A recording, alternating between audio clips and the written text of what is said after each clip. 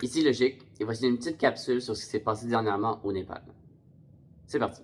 Donc oui, on parle que ça aurait commencé le 8 septembre, mais pas exactement.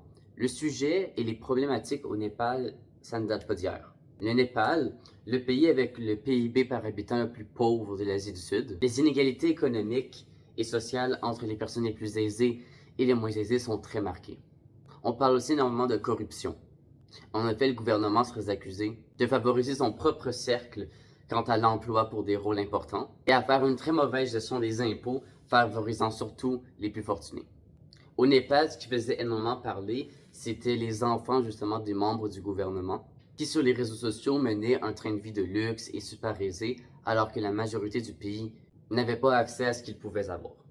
Mais donc si on revient autour du 8 septembre, la goutte de trop fut le blocage des réseaux sociaux.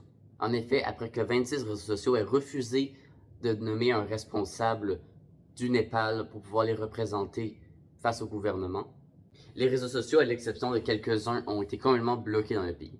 Et cet événement a été, comme on peut dire, la goutte de trop, surtout pour la génération la plus jeune, la Gen Z. La jeunesse et les étudiants se sont donc mobilisés ensemble en trouvant d'autres voies de communication. Et le lundi 8 septembre, sont descendus dans les rues pour manifester. Cette journée-là a été très violente. On a eu 19 morts dues à des interactions avec la police. Et la répression de la police a été justement très forte. Mais cela n'a fait qu'aggraver les tensions entre la jeune génération et le gouvernement. En effet, le lendemain, donc le mardi 9 septembre, la mobilisation est encore plus massive et encore plus violente. On a pu voir des images justement du Parlement du Népal en feu. Et la jeunesse est d'ailleurs attaquée aussi à la maison de plusieurs responsables politiques. Suite à cette révolte et sans doute dans la peur, le premier ministre du Népal a démissionné, de même que d'autres ministres, et la loi sur les réseaux sociaux a été annulée.